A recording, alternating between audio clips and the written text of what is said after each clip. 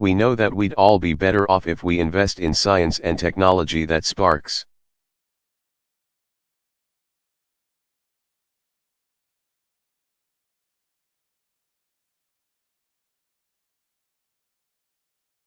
new businesses and medical breakthroughs, if we developed more clean energy so we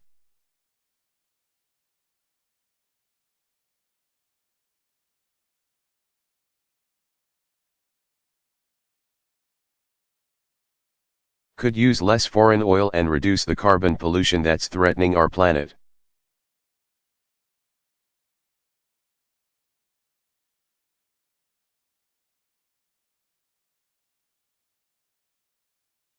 We know that we're better off when there are rules that stop big banks from making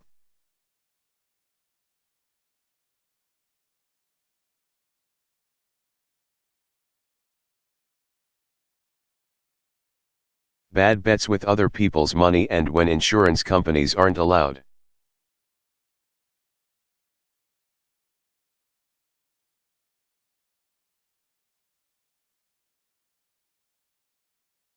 to drop your coverage when you need it most or charge women differently from men.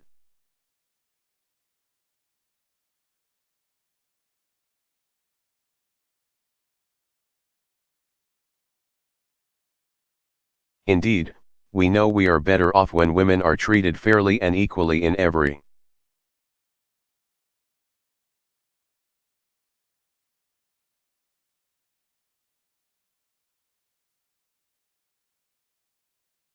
aspect of American life, whether it's the salary you earn or the health decisions you make.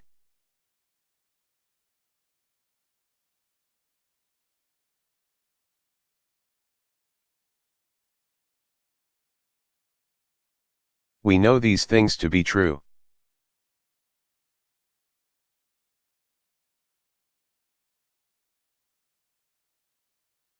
We know that our challenges are eminently solvable.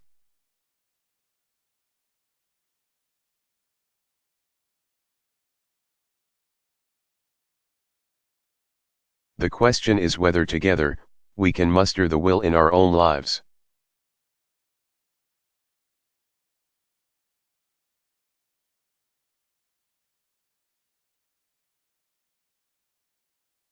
In our common institutions, in our politics to bring about the changes we need.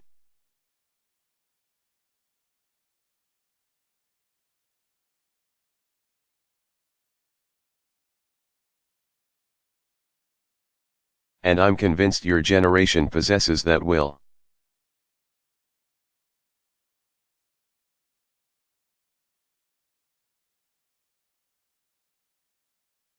And I believe that the women of this generation, that all of you will help lead the way.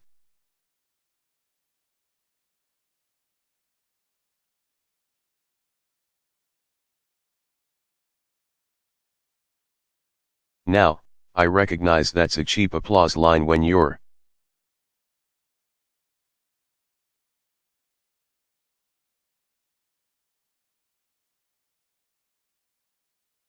giving a commencement at Barnard. It's the easy thing to say.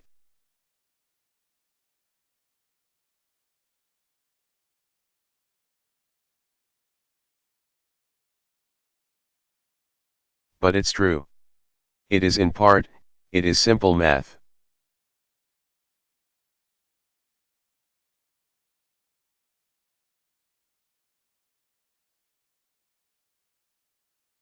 Today, women are not just half this country, you're half its workforce.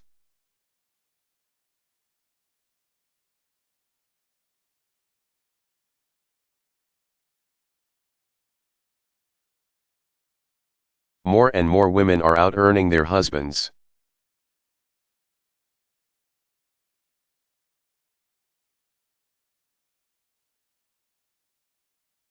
You're more than half of our college graduates, and master's graduates, and PhDs. So you've got us outnumbered.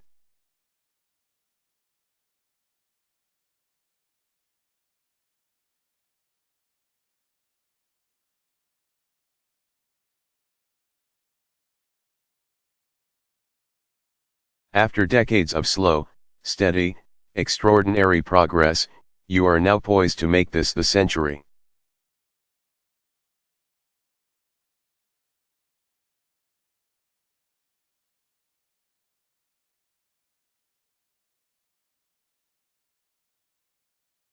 Where women shape not only their own destiny but the destiny of this nation and of this world.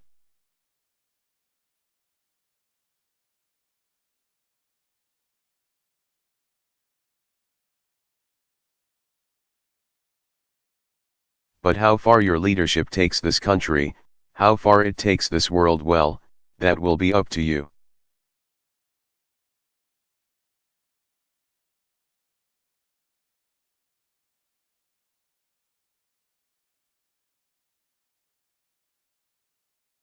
You've got to want it. It will not be handed to you.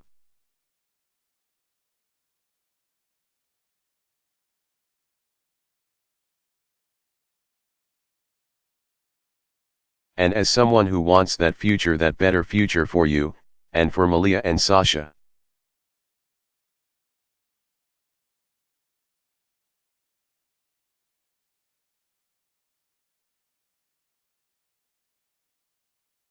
As somebody who's had the good fortune of being the husband and the father and the son of some strong,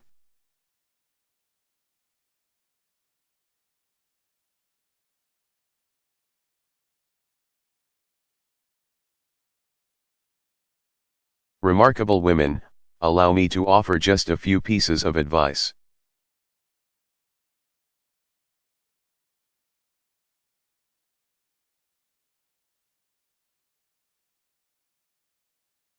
That's obligatory. Bear with me.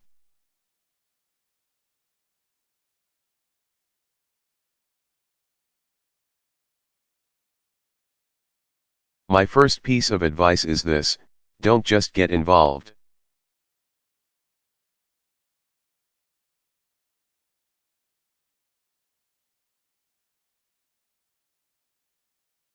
Fight for your seat at the table. Better yet, fight for a seat at the head of the table.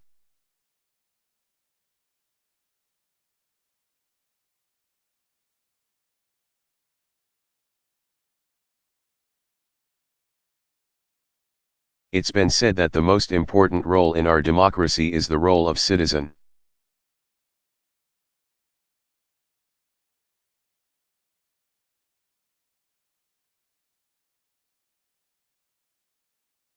And indeed, it was 225 years ago today that the Constitutional Convention opened in Philadelphia.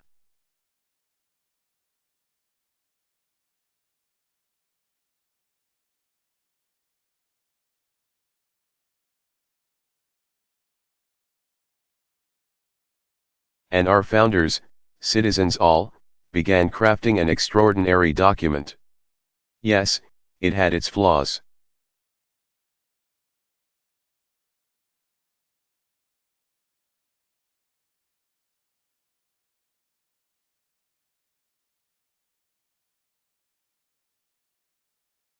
Flaws that this nation has strived to protect, perfect, over time.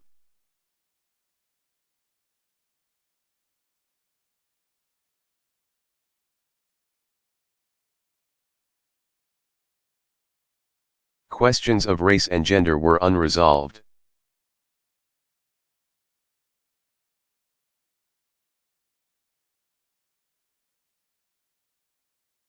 No woman's signature graced the original document, although we can assume that there were founding.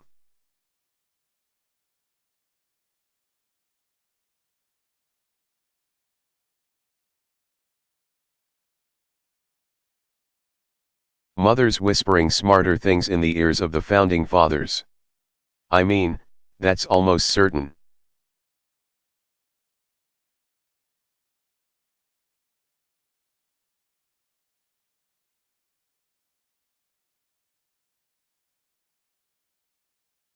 What made this document special was that it provided the space, the possibility.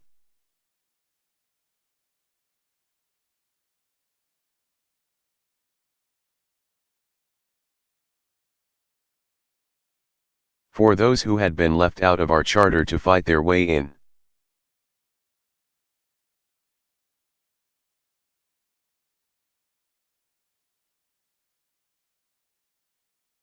It provided people the language to appeal to principles and ideals that broadened democracy's reach.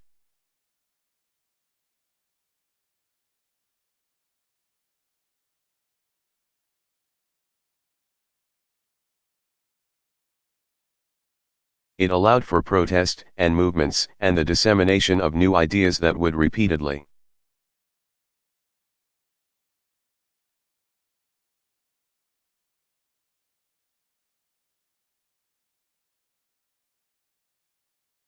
decade after decade, change the world, a constant forward movement that continues to this day.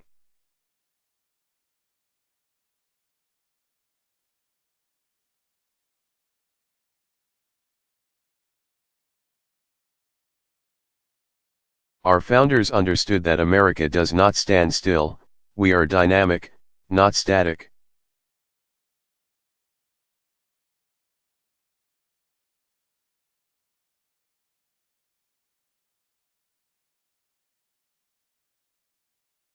We look forward, not back. And now that new doors have been opened for you,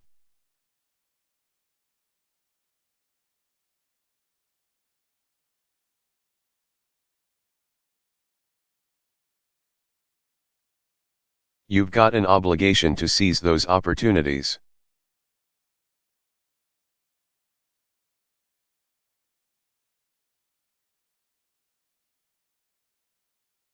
You need to do this not just for yourself but for those who don't yet enjoy the choices that you've had.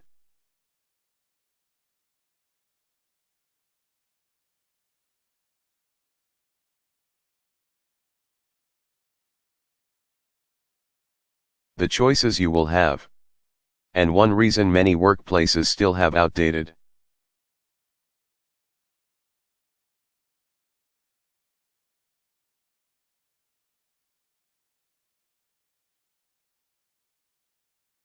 policies is because women only account for 3% of the CEOs at Fortune 500 companies.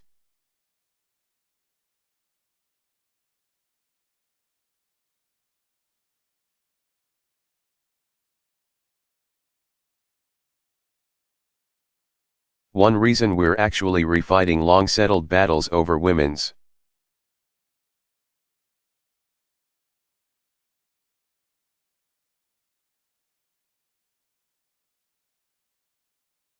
rights is because women occupy fewer than 1 in 5 seats in Congress.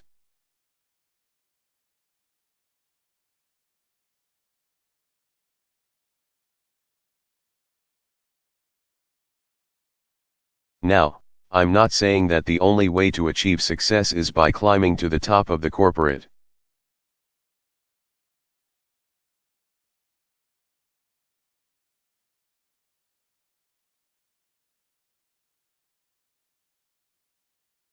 ladder or running for office, although, let's face it, Congress would get a lot more done if you did.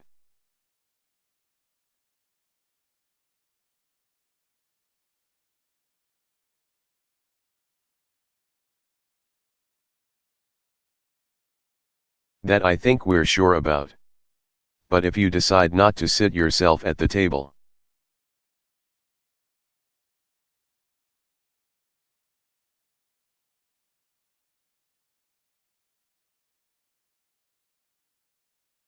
at the very least you've got to make sure you have a say in who does.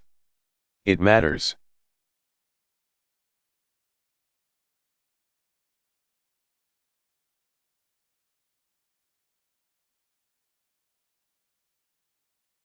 Before women like Barbara Mikulski and Olympia Snow and others got to Congress, just to take one example.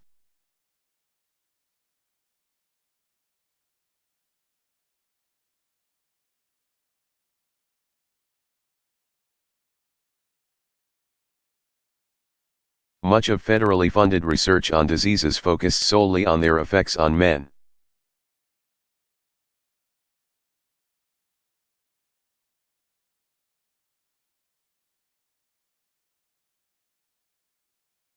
It wasn't until women like Patsy Mink and Edith Green got to Congress and passed Title IX, 40 years ago this year.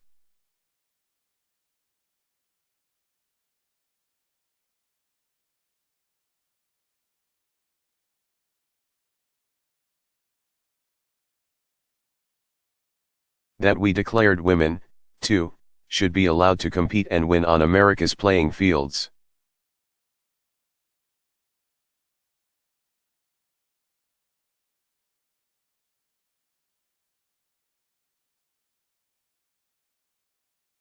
Until a woman named Lily Ledbetter showed up at her office and had the courage to step up and say,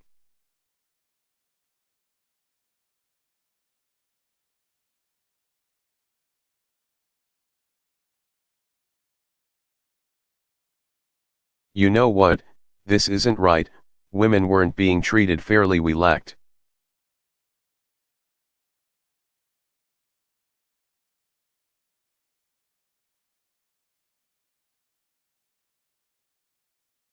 some of the tools we needed to uphold the basic principle of equal pay for equal work."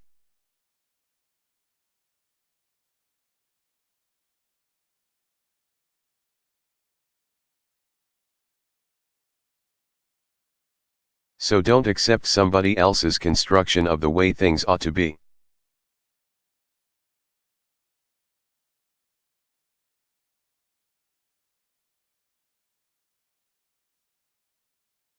It's up to you to right wrongs. It's up to you to point out injustice.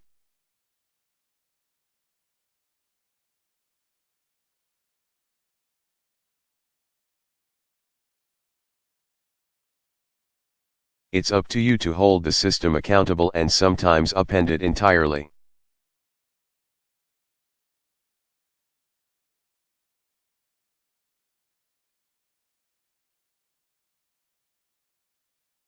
It's up to you to stand up and to be heard, to write and to lobby, to march, to organize, to vote.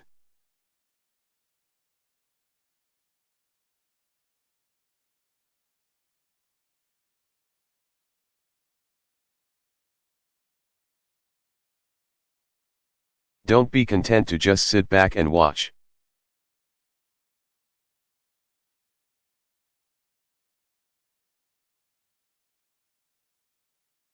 Those who oppose change, those who benefit from an unjust status quo.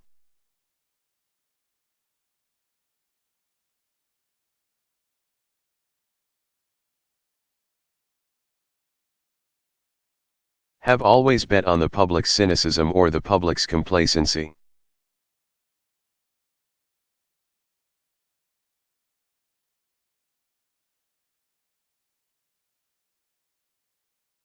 Throughout American history, though, they have lost that bet, and I believe they will this time as well.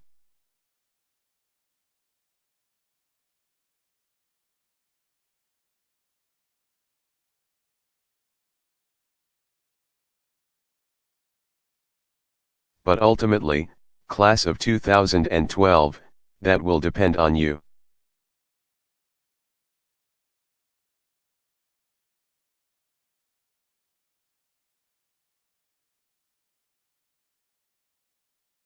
Don't wait for the person next to you to be the first to speak up for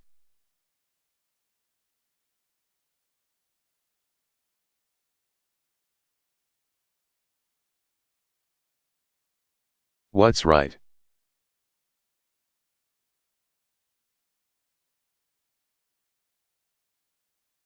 Because maybe, just maybe, they're waiting on you.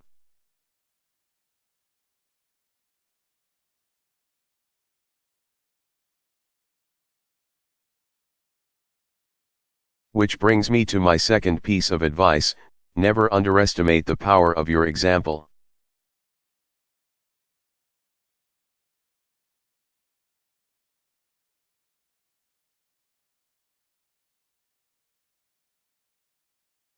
The very fact that you are graduating, let alone that more women now graduate from college than men,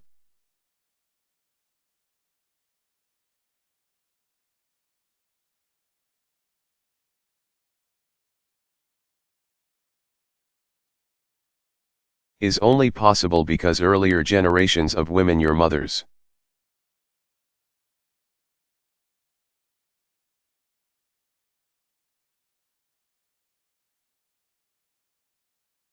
your grandmothers, your aunts shattered the myth that you couldn't or shouldn't be where you are.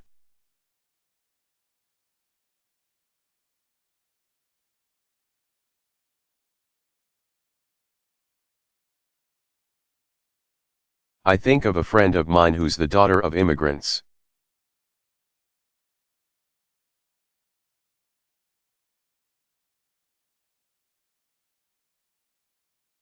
When she was in high school, her guidance counselor told her, "You know what, you're just not college material."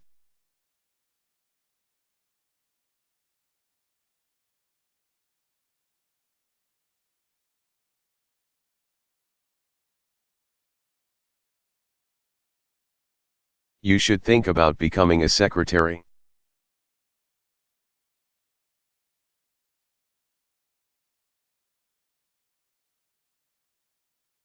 Well, she was stubborn, so she went to college anyway.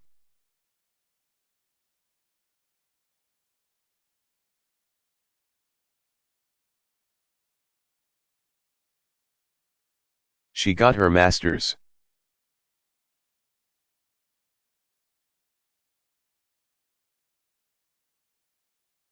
She ran for local office, won. She ran for state office, she won. She ran for Congress.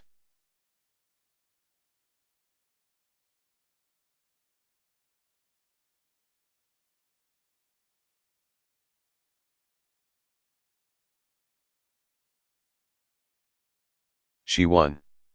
And lo and behold, Hilda Solis did end up becoming a secretary. She is America's Secretary of Labor.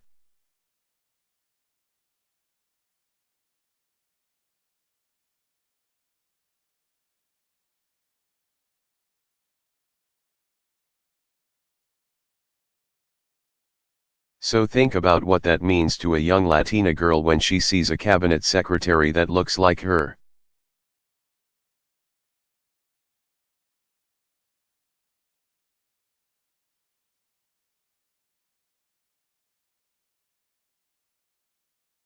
Think about what it means to a young girl in Iowa when she sees a presidential candidate who looks like her.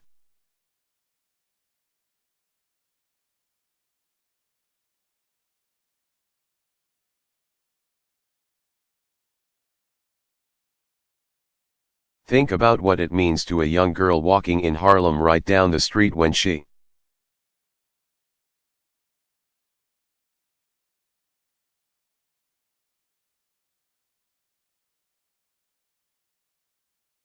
sees a UN ambassador who looks like her. Do not underestimate the power of your example.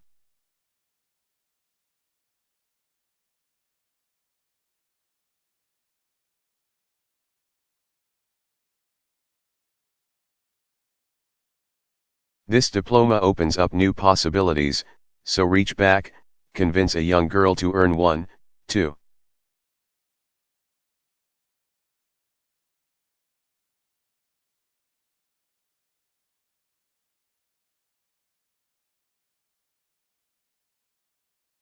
If you earned your degree in areas where we need more women like computer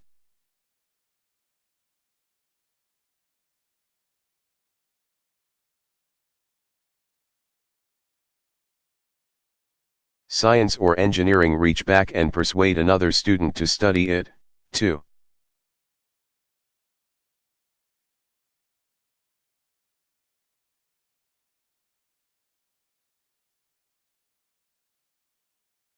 If you're going into fields where we need more women,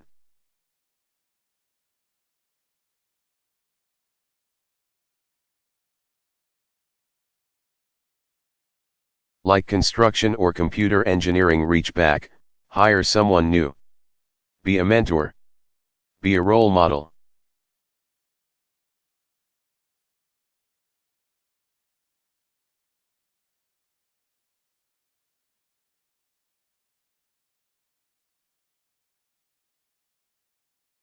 Until a girl can imagine herself, can picture herself as a computer programmer,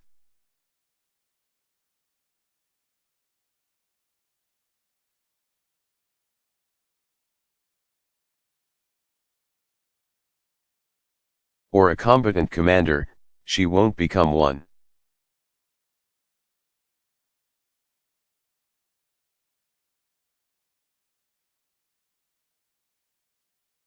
Until there are women who tell her, ignore our pop culture obsession over beauty.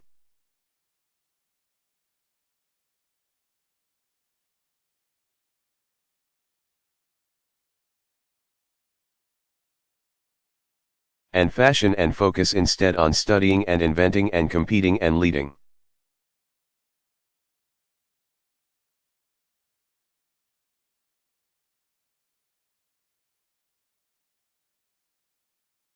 She'll think those are the only things that girls are supposed to care about.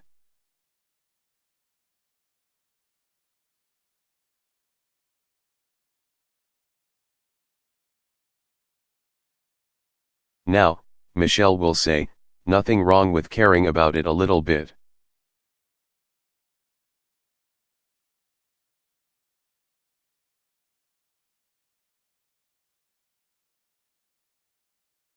You can be stylish and powerful, too. That's Michelle's advice.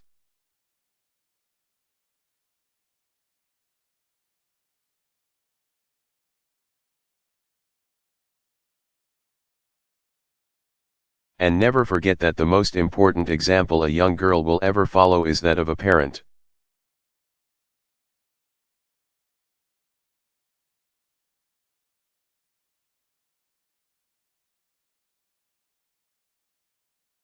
Malia and Sasha are going to be outstanding women because Michelle and Marian Robinson are outstanding women.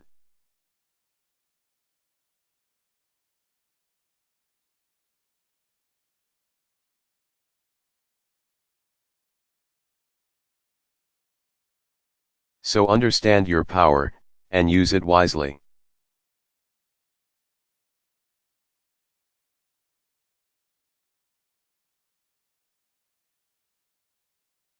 My last piece of advice, this is simple, but perhaps most important: persevere.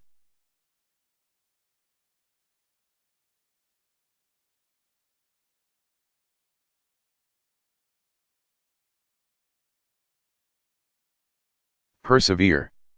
Nothing worthwhile is easy. No one of achievement has avoided failure sometimes.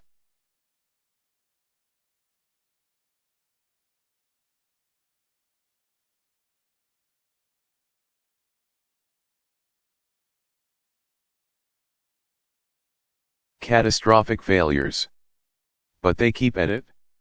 They learn from mistakes. They don't quit.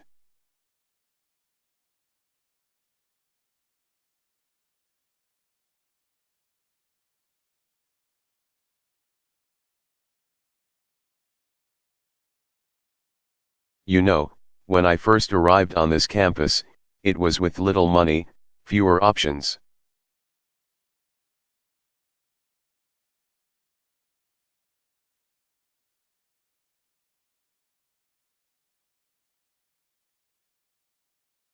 But it was here that I tried to find my place in this world.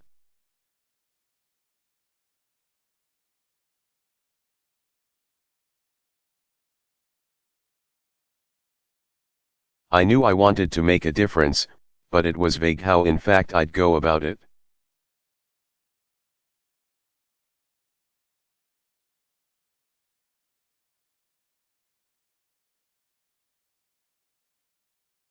But I wanted to do my part to shape a better world.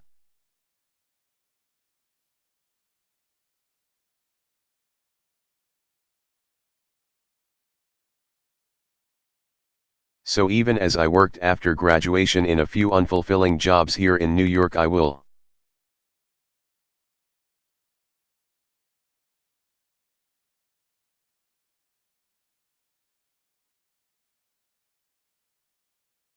not list them all. Even as I went from motley apartment to motley apartment, I reached out.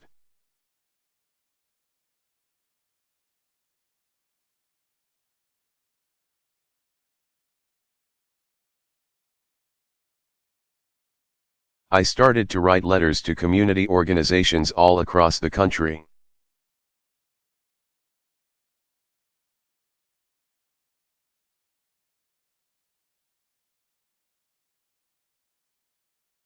And one day, a small group of churches on the south side of Chicago answered.